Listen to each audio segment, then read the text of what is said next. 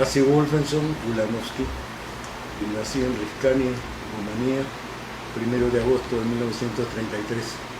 Pero quiero decir una cosa, tengo un blog y he anotado el blog donde pueden encontrar todos mis datos. ¿Cómo ha sido esto del blog? Lo del blog ha sido,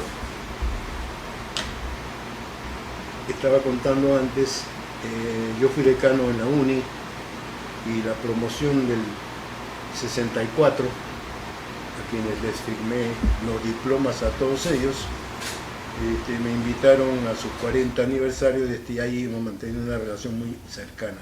Cuando ellos me nombran presidente honorario vitalicio de la promoción, en las memorias que hacen ellos de las bodas de oro, en la cual participo, deciden hacerme un blog en la cual hacen una reseña.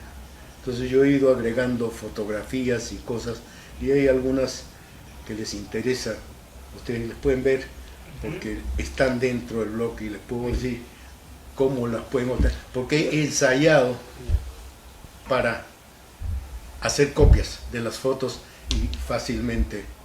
Muy bien. No necesitan ninguna clave, sino ponen Asi Wolfenson Ulanowski, ¿cómo se llama? WordPress.com, y entonces ahí sale toda la reseña y hay un menú en el cual pueden ver fotografías. Hay fotografías familiares, profesionales y deportivas. Entonces en las profesionales hay una serie de fotos Ravi, que pueden qué gusto, aprovechar. adelante. Te quiero presentar. Les cuento un poco mi actividad en la comunidad. Bueno. El día yo me fui para sacar una maestría en ingeniería industrial, que era ingeniería de producción, porque estando de decano me encontré con que el señor Manuel Ulloa había hecho una travesura, por decir eso, y había cerrado Promecan, le dijo Promecan, y había un ingeniero Hildebrand, que era la industria privada, ya estaba construyendo una pesquera de 300 toneladas, lo financió con un préstamo japonés y después, cuando él se embarcó y se empezó a traer maquinaria, le cortó el préstamo, lo quebró. Esta era una fuente de trabajo para los ingenieros egresados de la UNI. Cuando me di cuenta de esto dije, bueno, la Facultad de Ingeniería Industrial era Facultad de Ingeniería Química.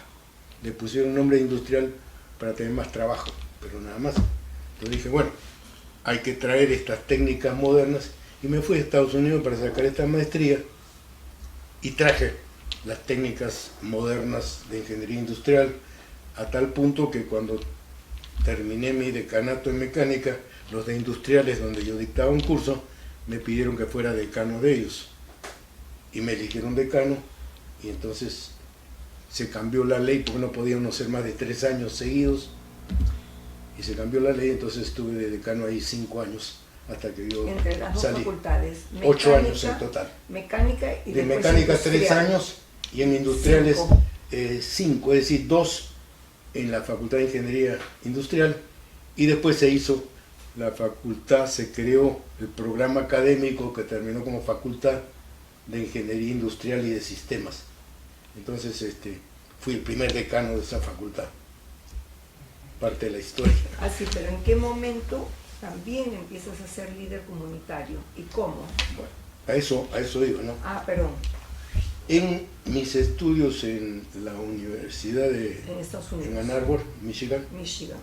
encuentro a un médico judío, uruguayo, con quien tenemos amistad hasta hoy en día, Jaime Schneider, que tenía 2 hijas en la misma edad de mis 3 hijas, judío, casado.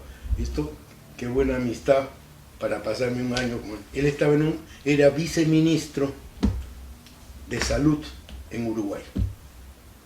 Origen, nació en Polonia,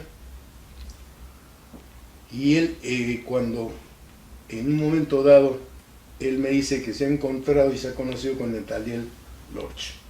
Nathaniel Lorch fue Era nuestro embajador de Israel en el Perú. Y él le dice que me conoce, y Nathaniel le dice, sí, pero yo lo conozco, pero no participa mucho en la comunidad. Eso fue como una... Claro, te encargo. Y estoy donde mi padre, porque estaba en una empresa de instalaciones, año que me regreso de 66, en julio, y estoy más o menos por septiembre, y llega el señor Jaime Seidman. Jaime Seidman estaba a cargo del BICUR y de álgebra en la comunidad. ¿Padre de José Seidman? Padre del doctor José Seidman. José Seidman, ya. Entonces le dice a mi papá, el ingeniero aceptaría la presidencia. Refiriéndose a ti. Sí. Entonces dice, pregúntele. Yo, ya, me preguntó, yo le dije, bueno, sí, siempre y cuando me permiten hacer mi propia lista. Regreso entonces al pasado. En 1958 yo asistí a una reunión con mi padre en la Unión Israelita, en la sinagoga de Iquique,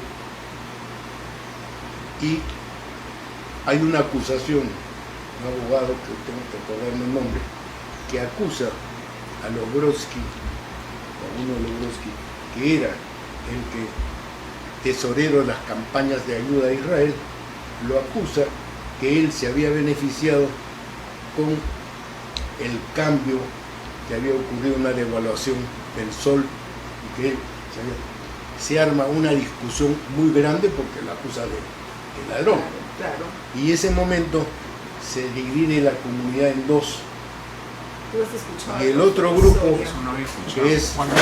Israel Brocky. Claro. Israel uno Brocky. de ellos, no me acuerdo cuál. Los negros, ¿no? Sí, los blancos y los negros. blancos y los Claro, sí, negros. Entonces, Perelman, está en el guión. Sí. Perelman toma partido con uno de, y para separarse de la comunidad que tenía la sinagoga acá ya en la Avenida Brasil, En la Avenida Brasil. deciden construir esta sinagoga. Pero esto lo compran este local. No, listo. El Sharon Bueno, compra eso. no sé, La no sé, banda- la- bueno, no sé, A ver, no sé a ver, exactamente ¿qué año? cómo 58. en el año 58 Ya. es que se produce. ¿Por qué digo? Porque cuando viene Jaime Seidman dice, ¿sabe?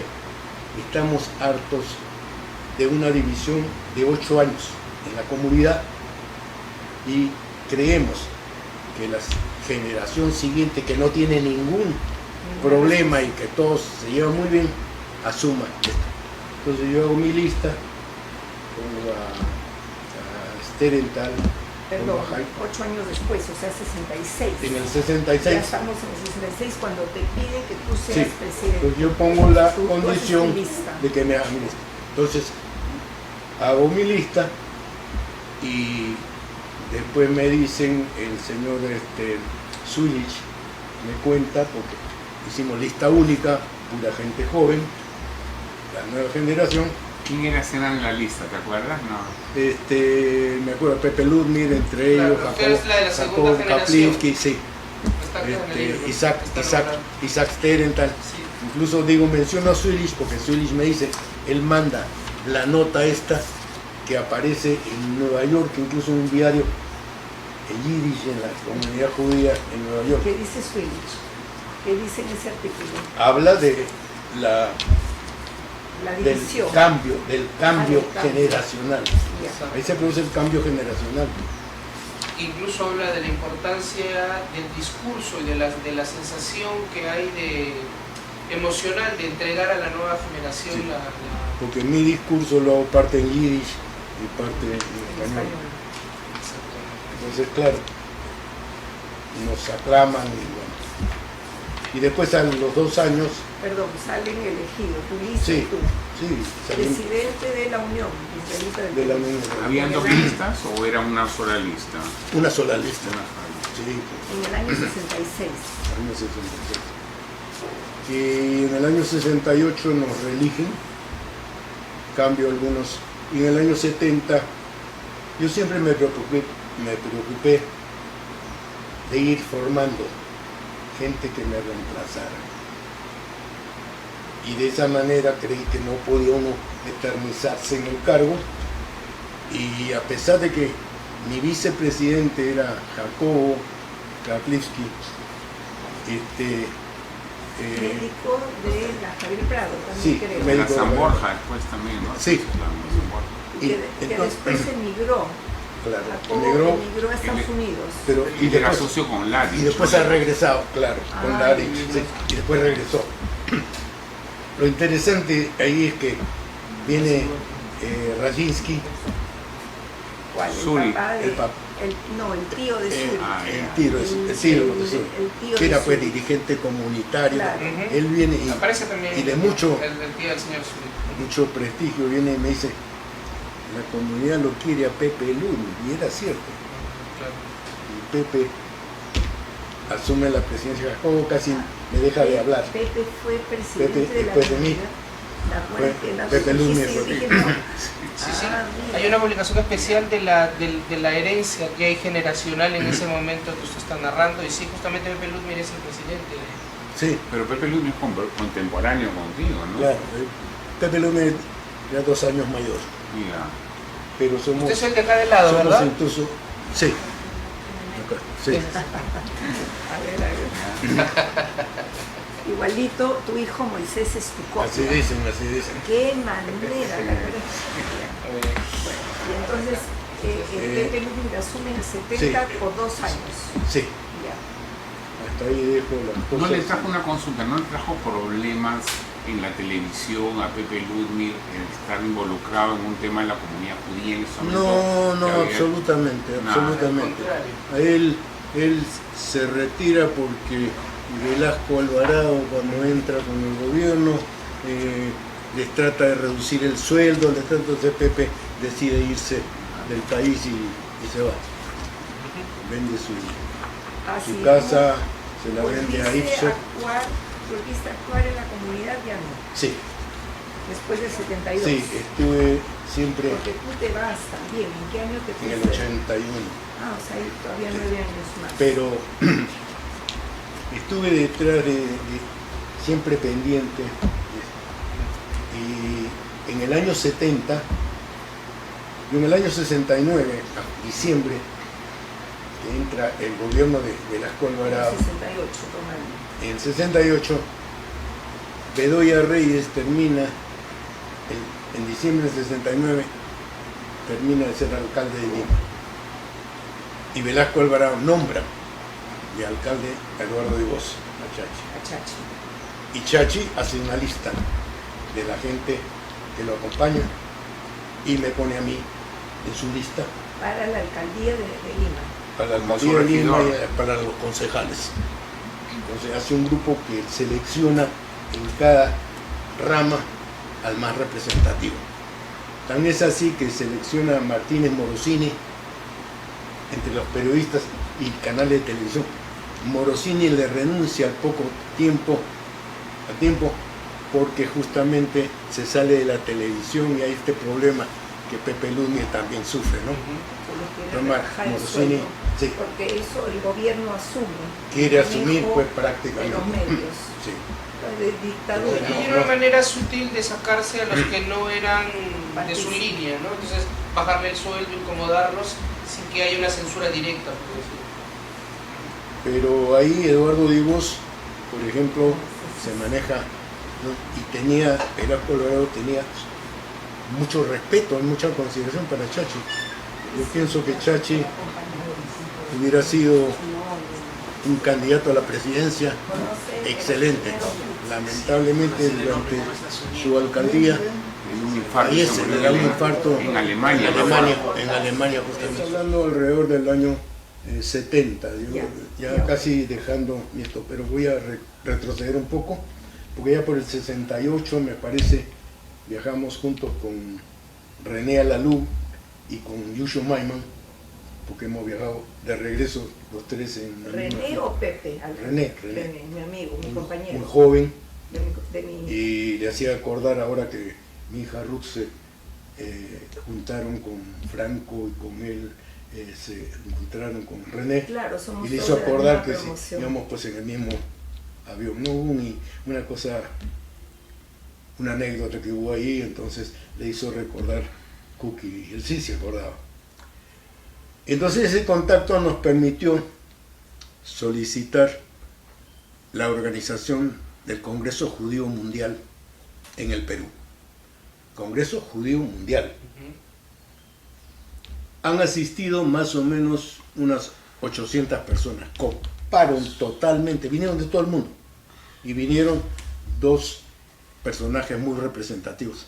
Nahum Goldman, Que es el que firma acá. que ocupaba el cargo de secretario o presidente del Congreso Judío Mundial de muchísimos años, desde antes, durante la guerra, la Segunda Guerra y todo eso, y un Ariel Pincus, creo, lo van a encontrar en las fotos, lo tengo conmigo.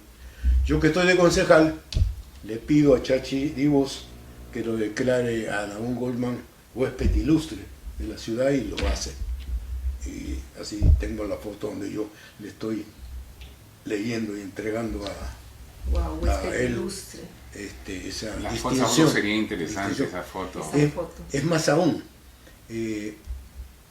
creo que mi participación en la comunidad llega a ser de tal trascendencia, diría yo, disculpen mandarme la parte, pero por ejemplo, me llegan en un momento, llegan a decir que el gobierno de Belaúnde está tratando de poner a través de la Contraloría, o como se llaman los impuestos, trata de ver todas las tiendas de judíos en Miraflores.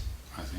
Entonces yo agarro el teléfono y lo llamo a Tarnavieski, que era a cargo de impuestos, había sido nombrado hacía poco con el gobierno de Belaúnde, y lo llamo y le digo, no sé cómo, porque había sido mi profesor, y yo llamo y le digo, ingeniero, le digo, no es posible esto, no me dice, no, y le digo, porque habíamos creado el Comité de Defensa de la Comunidad.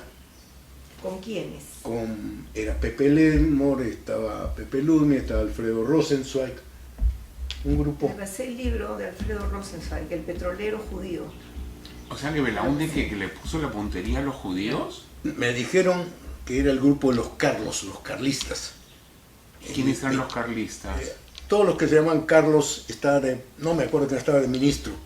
Entonces, yo hago hincapié en eso, y Tarnavieski me dice, si esto es cierto, me dice, yo presento mi renuncia mañana. El de contribuciones. Sí, de contribuciones. Pero no era judío él, No, absolutamente. Entonces yo después me he sorprendido de mi atrevimiento de gritarle al director de contribuciones sobre esto, pero no, después pienso, no, pues siempre he tratado de sacar la cara por la gente a quien defiendo, ¿no? O sea, hubo un tema Entonces, antisemitismo. sí, parece que hubo un intento y al final quedó en nada, ¿no? ¿Qué año es este? Dice, hermanos, en tiempo de Belaúnde. Pero sería interesante recordar. Primer gobierno. Sí, Claro. por el 67, por ahí. Claro, antes que caiga. Debe haber sido. Sería interesante saber quiénes eran estos los carlistas, ¿no? Tendría que indagar un poco en esto. Por ejemplo, uno que no estaba, era un amigo, Carlos Pestana, ese que era ministro de Claro, Fomento. ministro era Él no de estaba, Belaúnde. él no estaba, pero habían otros Carlos que, bueno, No era Era Rodríguez de- Pastor, era también no estaba ahí. familia, puede ser, No, porque él fue ministro de Belaúnde también. Claro, Carlos puede ser. Alzamora también.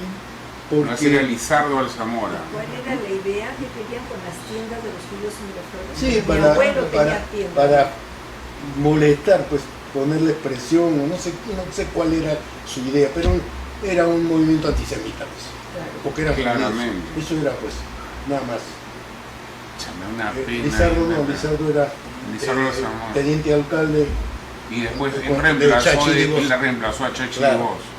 Yo con Chachi estuve 4 años, y cuando él fallece me llama Lizardo y me dice, sé que te vas a retirar, hazme el favor, no te retires, no renuncies a la concejalía y quédate conmigo para que no.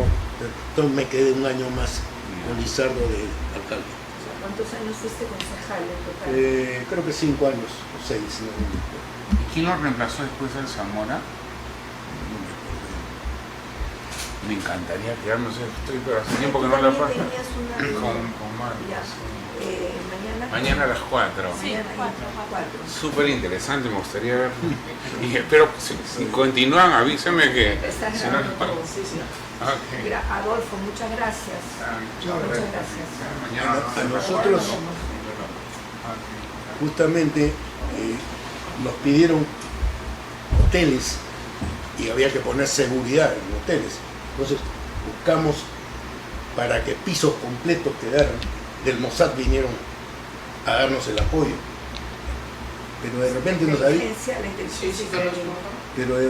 avisan, que hay un grupo de jóvenes que vienen eso es para el Congreso Judío. Para el Congreso Judío Ya. en el 70. Entonces, ¿qué hacemos? Incluso estoy en una reunión con esto y no pude. Entonces, mucha gente ofreció sus casas para recibir a los jóvenes y darles alojamiento. Pero viene el ministro del Interior y nos avisa que Velasco Alvarado estaba preocupado de organizar el Congreso Judío en el Perú porque acababan de detener a 2 posibles terroristas que se infiltraron por Ecuador, que venían con intención de hacer algún problema. Cuando viene esto, nos llama el ministro del Interior, no me acuerdo en este momento el nombre, pero puedo averiguarlo, y nos dice que el presidente está preocupado.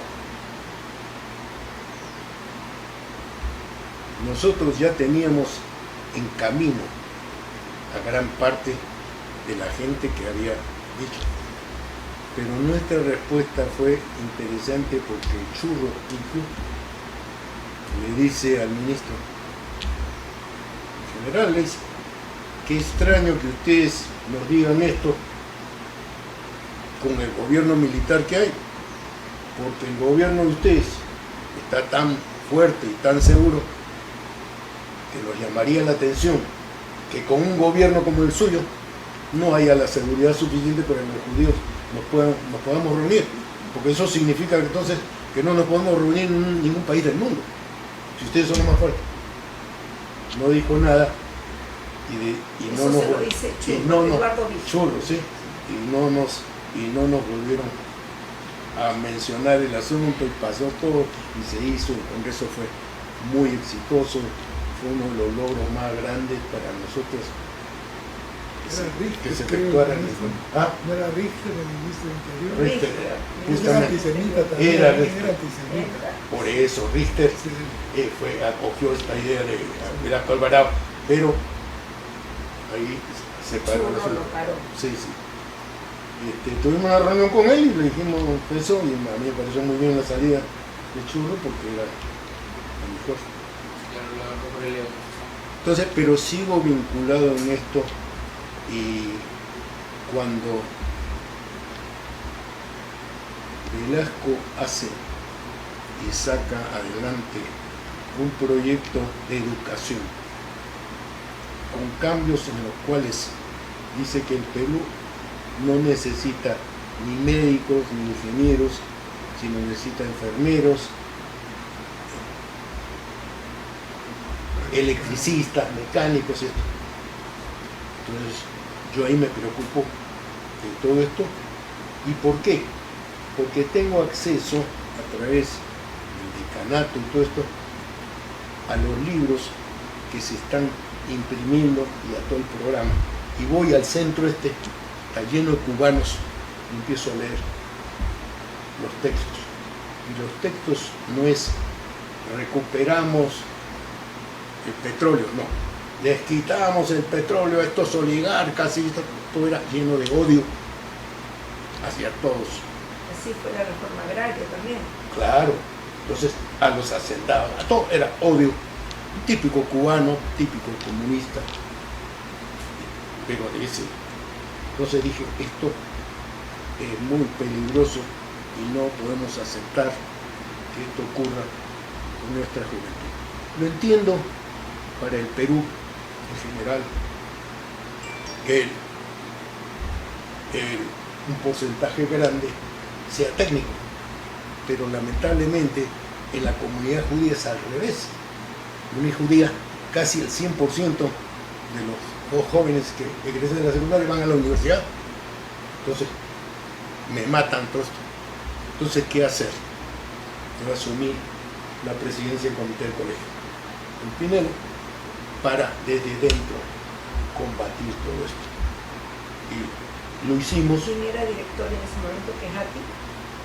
No sé si Quejati era el director, me parece. Me parece que no. Es el año 70. Me parece que no. Entonces, ¿qué hacemos? Le ponemos título diferente a los programas, pero son los mismos programas que llevamos de preparación para ingenieros, para médicos, para abogados, para lo que fuera, y seguimos con lo mismo. Claro, después cuando entra, poco tiempo entra Morales Bermúdez, bueno, las cosas se cambian y podemos hacer. Incluso recibimos ahí un apoyo de la Fundación Hort, que nos regala 50 computadoras, nos la manda, y hay cosas anecdóticas, pues por eso en mi vida. Por ejemplo, en ese tiempo el ministerio nos quiere cobrar, a pesar que es un donativo y para educación, nos quiere comprar derecho por las computadoras. Y hay una profesora de inglés en un colegio que se llama Avilés, que dice que ella puede conseguir esto sin pagar derechos, porque los que están ahí han sido alumnos de ella, ¿no? Está de profesora de inglés, y esta Miss Avilés ha sido profesora mía en transición primero y segundo de primaria.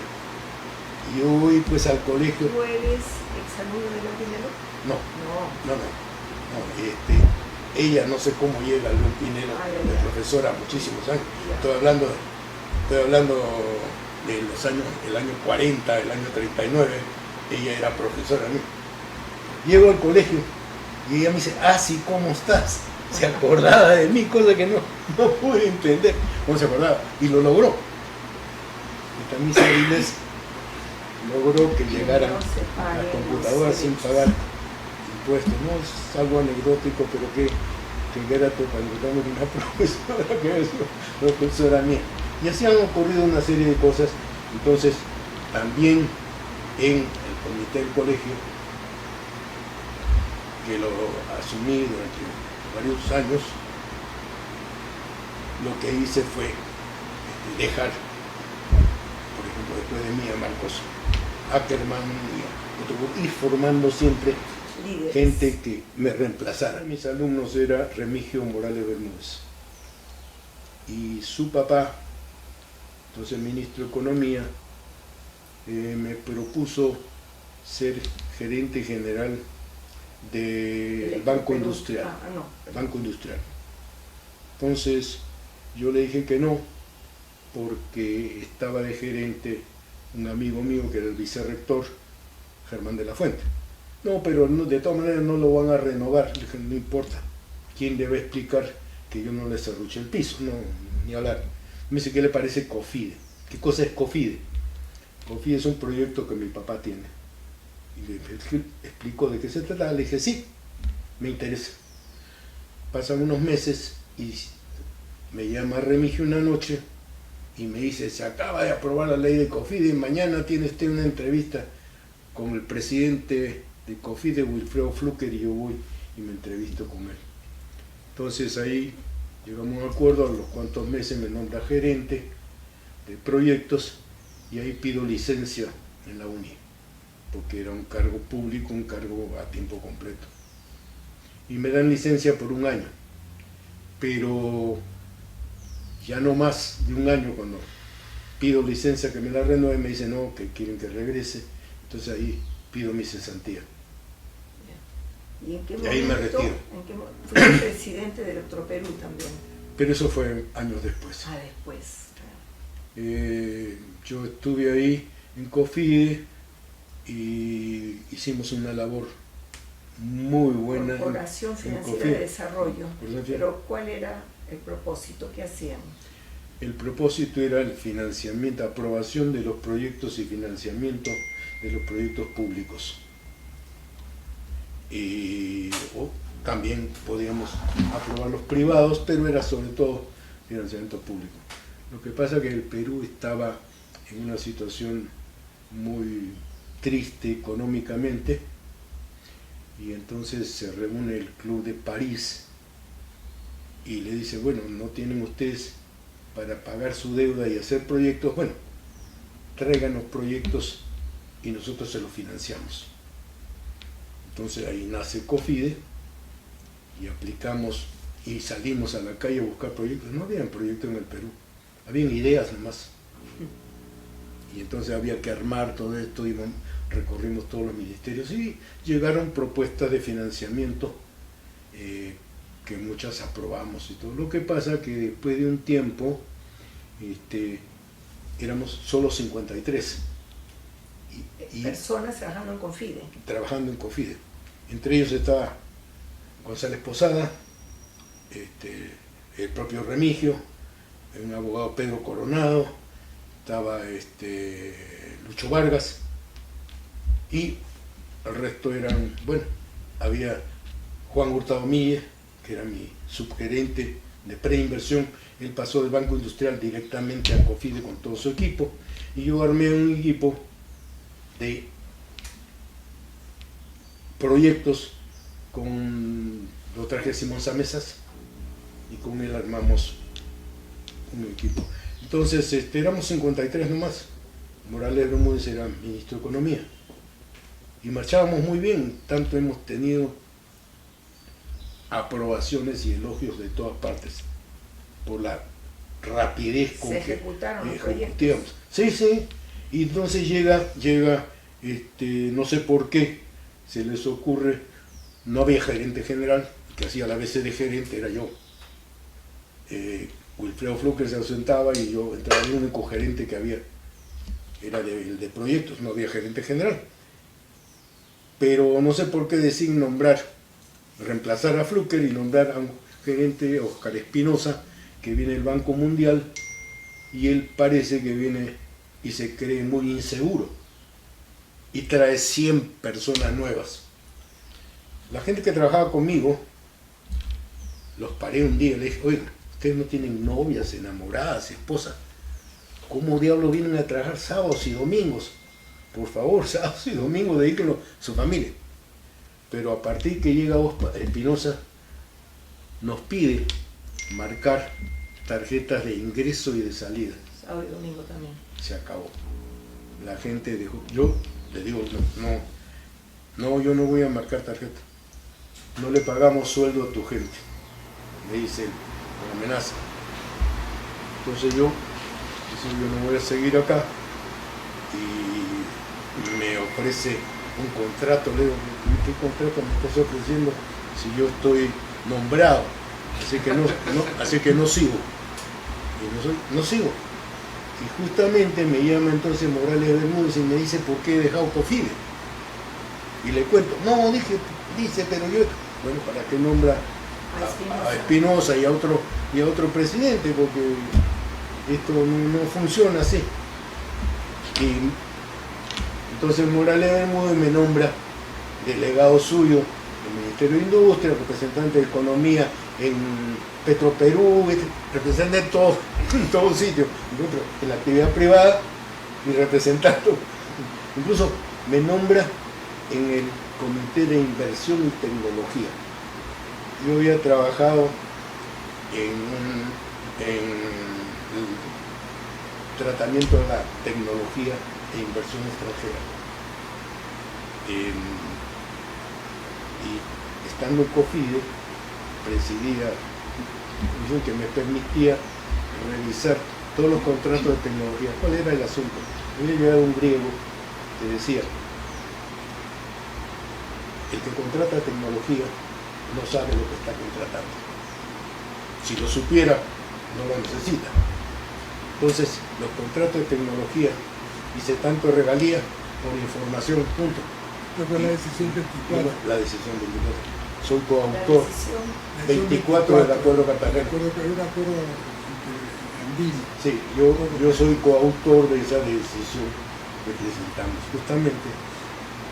Y me llaman del COAP, y me llama Arias Graciano, mi doctor en COFIDE, me llama y me dice, aquí está, quiero que usted por favor me revise la ley de tratamiento a la propiedad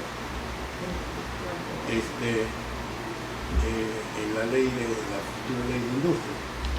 Y le digo, bueno, me llevo, no se puede ir de acá, del COAP.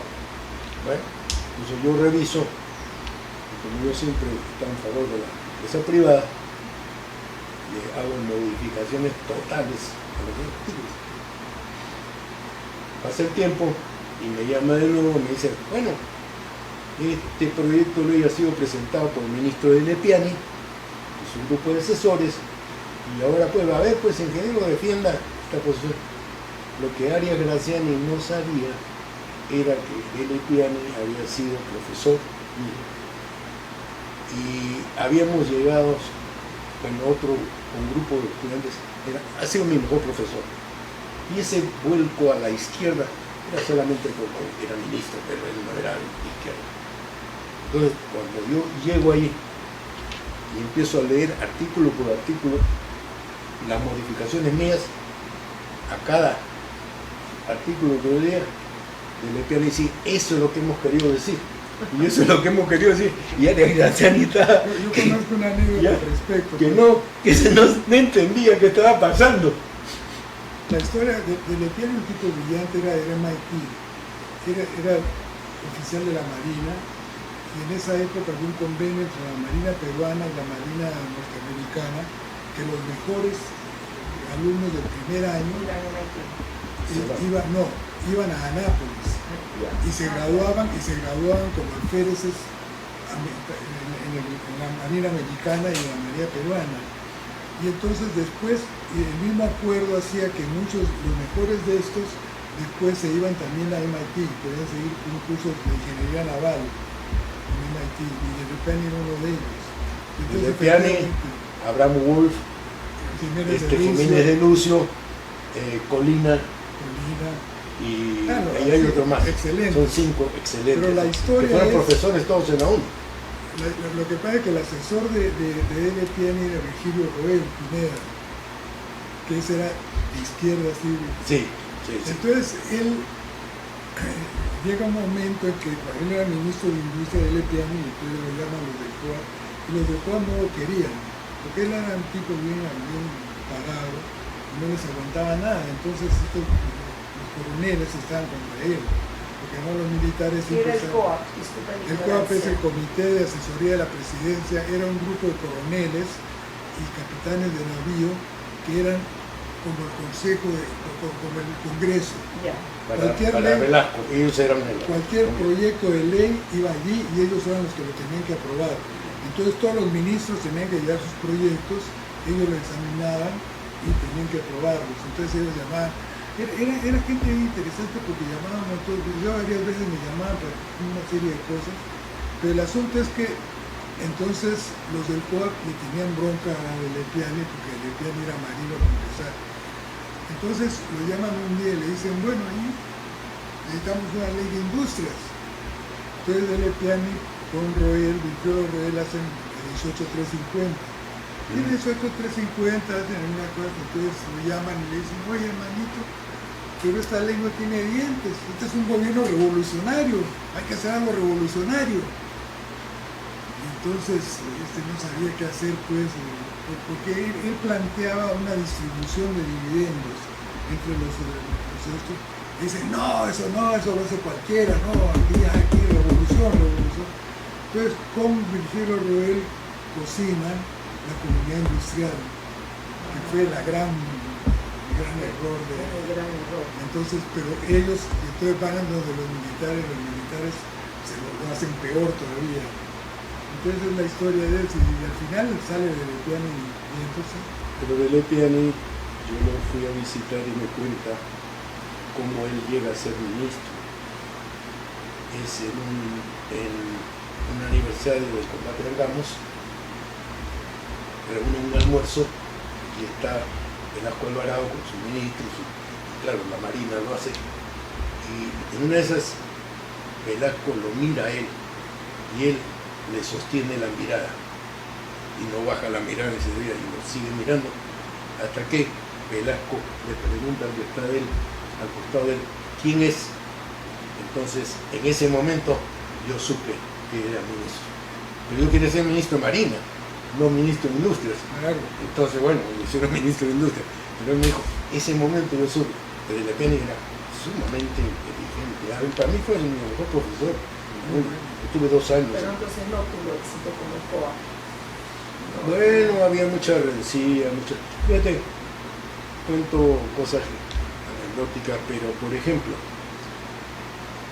nosotros recibimos al famoso yugoslavo que hablaba de la propiedad social, que hablaba de los proyectos de propiedad social, que eran proyectos que se hacían con financiamiento al 100%. ¿Qué proyecto puede tener un financiamiento del 100% sin poner ni siquiera algo de capital? Y encontramos uno. Se presentó un proyecto muy interesante porque todos eran retirados de la aviación. Un proyecto de transporte aéreo, local, internacional, pero transporte aéreo, no mover tanto pasajeros sino cargas. Y claro, lo presentamos, nos pareció bien, funcionaba, y lo presentamos pues al Ministerio de Aviación para que apruebe las rutas que eran rentables no las aprobó, y el proyecto no funcionó y no salió, pero el técnico este yugoslavo lo trajeron y vino donde nosotros, y entonces a COFIDE, y entonces le preguntamos cómo se financiaba un proyecto así sin capital, con capital prestado. Ese no es mi problema, es el problema de ustedes, dijo. Yo soy el autor de la idea. ¿Cómo se hace? Ese es el problema de ustedes. Esa fue la respuesta típica de un ideólogo de izquierda, ¿no? No son los que inventaron las empresas de propiedad social, pues. Claro, Pero hay otro, yo al mismo tiempo que estoy en COFIDE represento al Perú, en la Corporación Andina de Fomento. Viajo mucho y tengo ahí varias anécdotas, porque en un momento dado, cuando salgo de COFIDE, la Corporación Andina me nombra que represente en cierta forma la Corporación Andina en el Perú, y yo tengo una oficina en el centro de, ¿dónde estaba? Ahí en... Centro Cívico. ¿Cómo se llama? Por donde está el Sanjón, en un edificio ahí, creo que Petro Perú lo ocupa después, ahí cerca. Sí. Bueno, entonces ahí estoy con Silva Ruete incluso. Y me piden, se celebraban conferencias dentro del grupo andino y cada uno proponía el orador. Cuando piden una conferencia en Colombia, un orador de Perú, propongo a Gracinover, a Samuel. Y Samuel se prepara muy bien y llega y explica y expone la propiedad industrial. Y entonces cuando hay una pausa ahí, esto en el intermedio, se reúne un grupo de empresarios y dice, oiga, pero ¿qué pasa cuando los trabajadores llegan a tener el mismo número de acciones o cuando los superan? Dice, miren, ustedes conocen la historia del rey con su primer ministro. No, dice, bueno, para que ocurra una cosa así, tiene que pasar pues por promedio unos 15 años. La historia que yo les cuento es la siguiente. Llega el primer ministro del gabinete, el rey me ha dicho que me toma la vida, que no sé qué. ¿Por qué? ¿Qué te ha dicho? Me ha dicho que le enseñe a hablar a un burro. Y si no, me va la vida. ¿Cómo lo voy a enseñar a un burro? Entonces le dice, yo te arreglo el asunto, le dice uno de los ministros. ¿A dónde el rey? Regresa, ya lo arreglé. Le dice, ¿cómo lo arreglaste? Le he dicho al rey que tú y yo le vamos a enseñar a hablar a un burro en 15 años. Está loco, no van a hablar. Oye, dice, en 15 años tú sabes lo que puede pasar. Se puede morir el rey, te puedes morir tú, me puedo morir yo, se puede morir el burro. Y en 15 años, de repente le enseñamos a hablar al burro. Entonces, esa fue la anécdota que cuenta Sammy Nasinov delante de los empresarios colombianos, que se preocupan, dice, en 15 años puede pasar cualquier cosa, ¿no? Y entonces, esas son anécdotas que me ocurrió. Una cosa que, por ejemplo, me ocurrió, por eso digo, a veces en la vida me pongo a examinar cosas. Yo estoy en COFIDE, viajo a la Corporación Andina de Fomento, regreso y hay una reunión de economía, ministro Morales Bermúdez, llego ahí y Morales Bermúdez dice, bueno, tenemos que ir a financiar la segunda etapa del Mantaro. Necesitamos un representante de alto nivel de COFIDE y otros grupos, ¿no? Y de Electro Perú que había. Entonces yo lo llamo al ingeniero Flucker y le digo, acá se pide. Yo le digo, acabo de regresar de... No, bueno, salvo que me mandé en primera clase porque es un viaje muy largo. Si hay alguien más en primera clase, entonces vas también. Ah, ok. Iba Fernando Reus. Lo que no le dije nunca fue que Fernando Reus se pagaba la diferencia. Para ir a Sí, la chica que nos hacía las reservas, ella me ayuda en eso, ¿no? Y viajo justamente con Fernando, viajamos juntos, llego allá y en la mesa de negociaciones me encuentro con el ministro, era Alejandro de Ustua, ministro de Perú, embajador, de Perú, y él era entonces el presidente de la delegación, estando allá. Y él agarra y le dice, señores ministros de Industria y de Comercio Exterior y no sé, otro ministro italiano, le dice, miren, antes de sentarnos a la mesa de negociar, quiero decirles, yo tengo autorización de mi gobierno para llegar a cualquier acuerdo.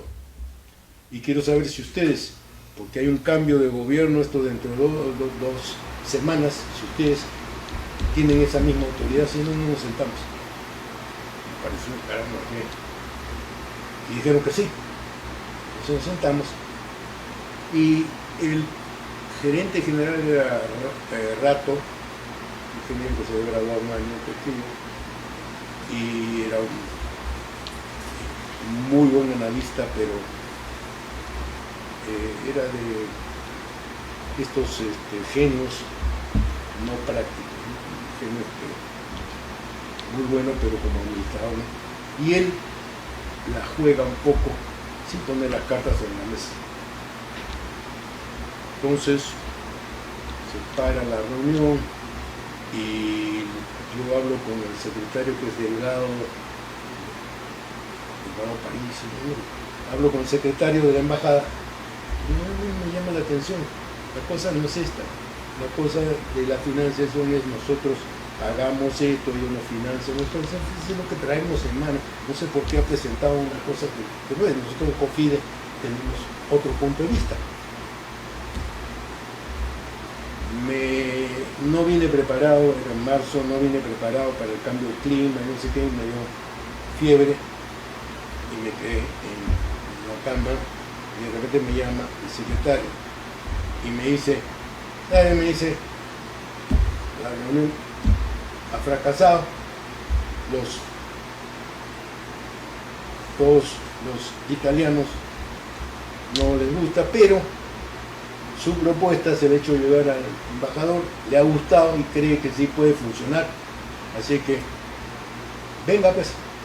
Le digo, ¿y el resto dónde están? Todo el mundo se ha ido ya. Entonces me encontré que yo era el único, me mandaron un auto Con el embajador. con el embajador, llevamos a la reunión, firmamos todo, ¿En qué consistía la segunda etapa del el financiamiento, la Ya, segunda del etapa Mantaro. del Mantaro. Entonces, al final, Perdón, que era para toda la corriente eléctrica. sí, para la segunda etapa de Sí. restitución, entonces para refinanciar o financiar esa segunda etapa. Entonces yo me llevo los contratos y todo firmado, no había nadie pues de la delegación y los traigo a Perú. ¿Por qué lo cuento como anecdótico? Pasan los meses, los años y me nombra presidente electo de Perú. Ah, ya. Y me toca inaugurar lo del Mantaro, que había contribuido a su financiación. Y da la casualidad de que el señor de Gusto, los embajadores no repiten, lo habían puesto de nuevo de embajador en Italia y él viene y nos encontramos los dos de nuevo justamente en la inauguración de algo que habíamos logrado financiar. Entonces son cosas que Claro. ¿Cuántos años la vida fuiste nos da presidente de cuatro años. Confieso que he estado siempre en un intermedio y me llevo bien con la izquierda y con la derecha. Fernández Maldonado me insistía que quería que yo estuviera en su sector, en una empresa privada consultora. Me ofrece un trabajo en Minero Perú, no lo acepto. Y después me hace llegar la propuesta para Electro Perú, la presidencia ejecutiva. En ese momento él tiene un encuentro con Bobbio Centurión, uno toma y se refugia en el Centro de Altos Estudios Militares, el otro no sé dónde, y los dos casi hay una guerra. Y Morales de Bermúdez, ya presidente, decide mandarlos a los dos al retiro. año 75, creo que era. 76. 76. Entonces yo dije, como Fernández Maldonado me propuso, y yo no entro, cabrón. Si quieres hacer alguna ¿Aló? pregunta. Que Sí. ayude un poco a lo tuyo. No, ya que sigan. ¿Aló? Yo de ahí extraigo. No, pues, toda parte pero de- si ustedes a las 7:30, 7:15 me dijiste que iba a pasar, no. Ah, bueno, yo voy directamente. No, no te preocupes, es que no estoy en el hotel. No, yo voy directamente, gracias. Ya, ok, bueno, no hay problema. Ya, ok, gracias. No te quiero retrasar. No hay problema porque era me iban a recoger para ver a mi nieto, mi hijo, ¿A dónde te jugar traen? fútbol al colegio. Ay, Al qué colegio. rico. Entonces, Tu nieto juega fútbol maravilloso, Samuel, ¿no? sí, pues no estoy hablando de Samuel, ahora sí Ian el Ah, hijo de Ian, mi- Ian, sí, mayor, ese, el Ian, grande, mayor. ya. Bueno, estaba yo en... Estabas en que los manda al retiro a Sí, a Bobbio los dos. y a Sí. Entonces yo dije, ya no tengo el compromiso, pero de todas maneras me llaman, el general Latorre, el ingeniero Martinelli me convence, dice, no ha habido hasta ahora ningún ingeniero mecánico electricista, presidente de Electro Perú, así que tú aceptas. Entonces yo acepto el encargo. Y lo interesante es que recibo 2 notas de felicitación redactadas en los mismos términos, tanto de Fernández Maldonado como de Bobbio. Dice, lo mejor que ha hecho el gobierno es nombrarte presidente. Los dos me mandan. ¿Por Y qué había ese encuentro entre ellos? por la ideología, Fernández Maldonado era de izquierda y Bobbio era de derecha.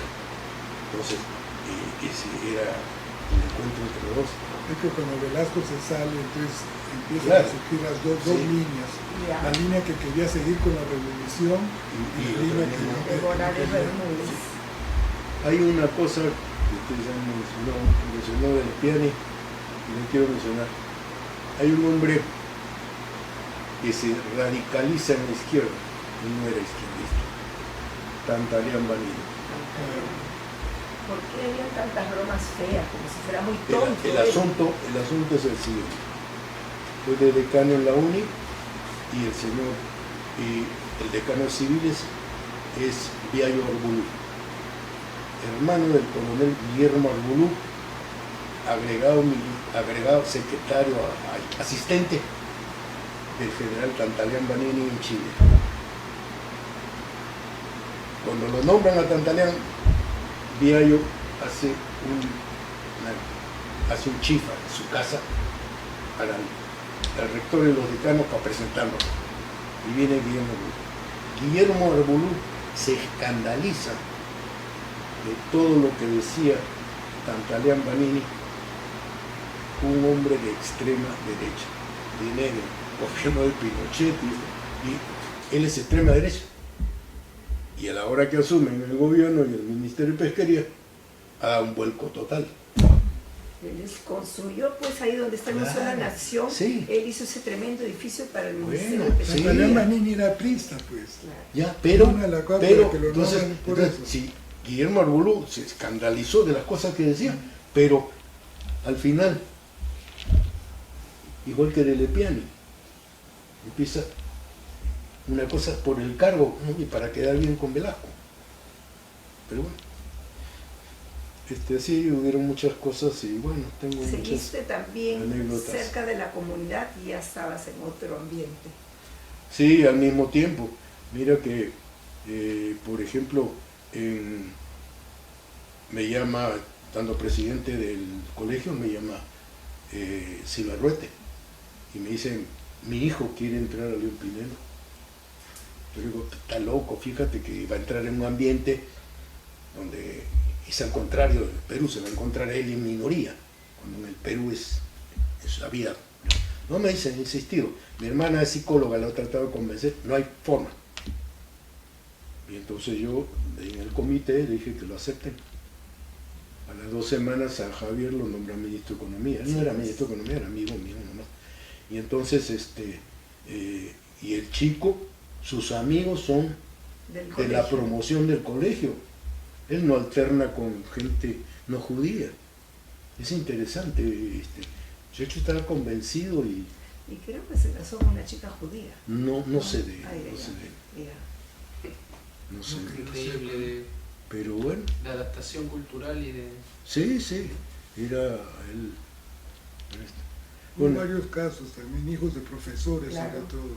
bueno, yo no sé si ustedes necesitan más fotos, tienen oportunidad. Del blog de- que Ya. nos del- ha dado. Sí, Ya te lo también. mandé.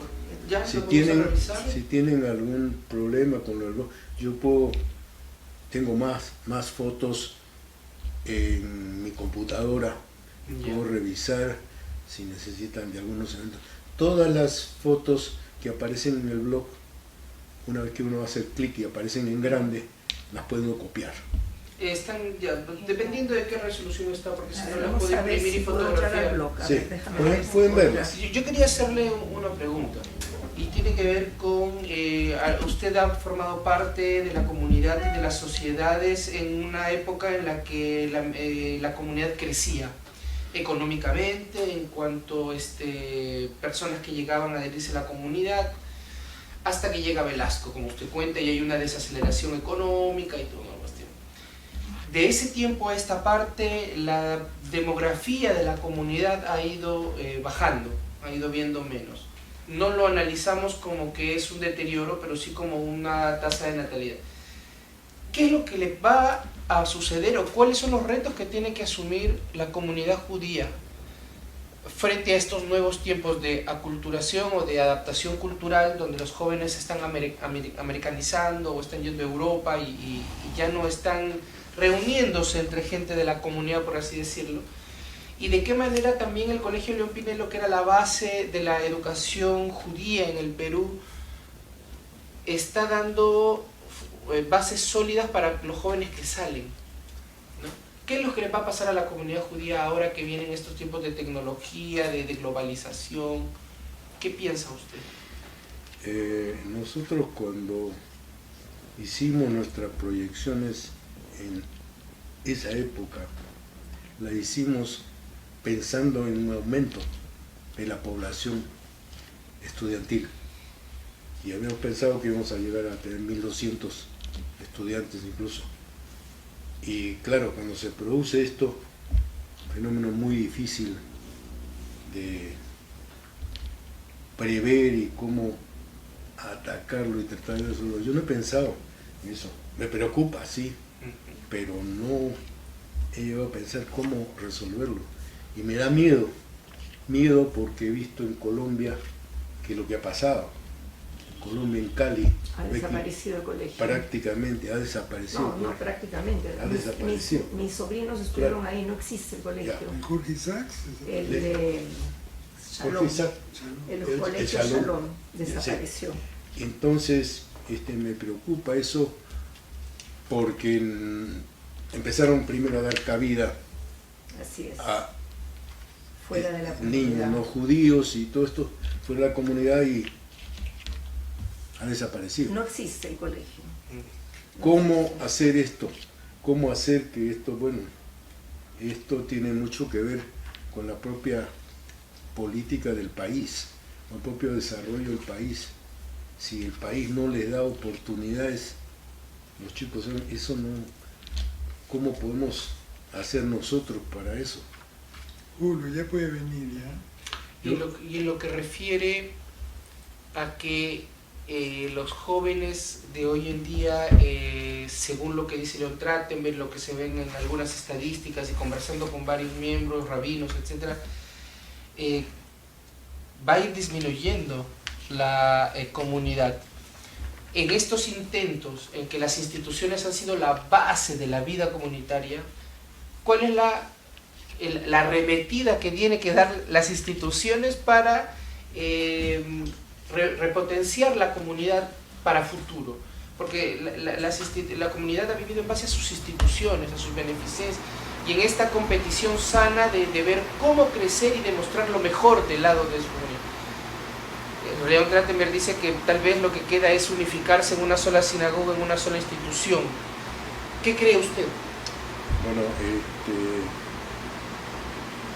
nosotros, yo como quise unificar todo en una sola institución y se nombraron 2 personas de la comunidad separadí. En el caso de la comunidad alemana, Alfredo Rosenfeld estaba, no hubo ningún problema, pero en el caso de la separadí, los delegados que fueron el doctor fueron 2 médicos, ¿La ley? no, 2 médicos que fueron Pardo, Salomón Pardo, Pardo. y el otro fue mi amigo estaba en Neoclásicas,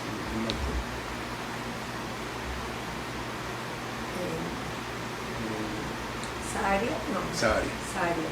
Entonces ellos 2 aprobaron esta unificación y Carlos Eskenazi no quiso. No quiso. ¿verdad? No quiso, simplemente porque no quiso y no hubo la reunión. Teníamos una serie de servicios comunes, como por ejemplo el BICUR, la Gebra, en fin, el cementerio y todo eso, y el colegio, pero él no quiso y no se llevó a cabo y entonces ahí quedó y no se juntó. ¿Cree que es la estrategia futuro que se deba retomar? No lo sé, porque yo personalmente no me atrevo a decir algo que no he estudiado y sobre el cual no me he preparado, no me atrevo a decir, tendría yo que realmente estudiar las causas. Lo digo porque, por ejemplo, hay muchas anécdotas en mi vida. Por ejemplo, cuando se prevé la guerra de los 6 días, se reúnen todos los embajadores en Uruguay, todos los embajadores de Israel, y la embajada se queda sin Embajadores. estalla la guerra y las primeras noticias son la propaganda árabe. Prácticamente Israel está destruido. Los sefarditas, no, las sefarditas. La Nos tocó Santa las Beatriz. sefarditas, se Santa había sido la Beatriz. Santa Beatriz, sí. Y entonces habían varios grupos así que se iban turnando, un poco estaban ahí de alerta, ¿no? con teléfonos listos para... Tenemos que entrevistar a Mario Janov, que es el hombre de seguridad. Oye, pero hay una cosa interesante sobre esto. Cuando sube Fujimori, entre los japoneses empieza a haber un poco de miedo, porque había mucha gente que los atacaba. Entonces, hasta el punto de que había japoneses que entraban a un restaurante y la gente les empezaba a gritar. Yo soy muy amigo de un japonés que es, tú lo conoces, que tiene la medalla del sol naciente, tiene mucho... Entonces una vez vino y me dijo, oye, la comunidad japonesa está muy preocupada y sabemos que Estados Unidos tiene un sistema. ¿Qué puedo hacer? Bueno, me dijo que yo lo presenté cuando era presidente de la comunidad y él, lo presentó y él, después le dije, como que fueron, no sé, lo pusieron que era el encargado de este sistema. Parece que aprendieron un montón de cosas. Yo les voy a decir, por ejemplo, dos logros que tuvimos como comité. Nosotros, Comité de Defensa. Este comité logramos dos declaraciones importantes frente a la inminencia de la guerra de los 6 días. Logramos que el Congreso de Perú sacara un apoyo a Israel y en la municipalidad de Lima también. Pronunciamientos de apoyo. Y eso que en el Congreso estaba de presidente uno de los apristas que estaba casado con un árabe, y él sacó este pronunciamiento, lo sacaron. ¿Qué decía el pronunciamiento? Que apoyaban al Estado de Israel en su defensa. Defensa del ataque. Sí, frente fue un ataque a la amenaza por ahí, justo antes, a la amenaza de ataque, que todo esto de las amenazas que habían pues de nacer, todo esto. Y la municipalidad, bueno, ahí era fácil porque con Chachidibos había ningún problema. Incluso creo que la de la municipalidad se la llevó Jason y se la perdió y para entregarla no sé a qué, y dice que se perdió o no sé qué. Entonces le dije a Chachi que una nueva y la hizo para tenerla ¿Por qué atentaron enmarcada. contra Jacob Jason? Hubo a él. Sí, hubo un atentado fuerte. ¿Hubo atentado? Sí. Le dispararon en los dedos. No sé eso. Sí, fue un ¿En qué año ha sido? No me acuerdo. Eso fue poco antes de que se fuera. De que se vaya, sí. Porque ya que eso creo que fue lo que Sí. debe haber sido en los 90. Sí, a ver cómo podemos saber eso. Hablando de anécdotas, les cuento una. Tú me dices cuando te tengas.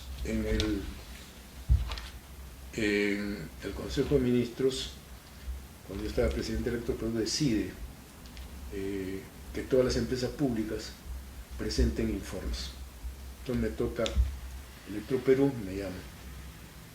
Entonces yo preparo todo esto muy bien y mis asesores, bueno, les puedo contar lo que ocurrió después, pero llevo prácticas de 2 manuales con todo lo que queremos y todo el programa de financiación por los 3 años siguientes y pensamos cambios de la ley de Electroperú. Y lo reparto entre todo el gabinete. Yo estoy en el podio y Morales me mueve y me dice, bueno hijo, pues me trataba así, bueno hijo, tienes 30 minutos para exponer y otros 30 minutos para preguntas. Mi general, le digo, me siento como el rey Salomón delante de su harén, le digo, sé para lo que he venido y no sé por dónde empezar. En ese momento yo miro y nadie, excepto Silva Ruete, se ha dado cuenta porque metí un codazo a Payoquia, creo que era el premier, y yo al darme cuenta de esto, cambio inmediatamente, entro en materia. Bueno, Fernando Reus me llama al día siguiente, oye, me dice el gordo, que ayer tú te has querido violar al presidente y al consejo. Pero cosa que a uno le ocurre, no, bueno. Esas son las anécdotas que deja la política peruana, ¿no? Sí. Bueno, yo siempre he dicho que Perú no tiene historia sino anecdotario. Anécdota. Qué bueno. Qué buena. Sí, bueno. Muchísimas Sí, gracias. muchas gracias. Muchísimas gracias por sus Gracias. memorias, por su tiempo.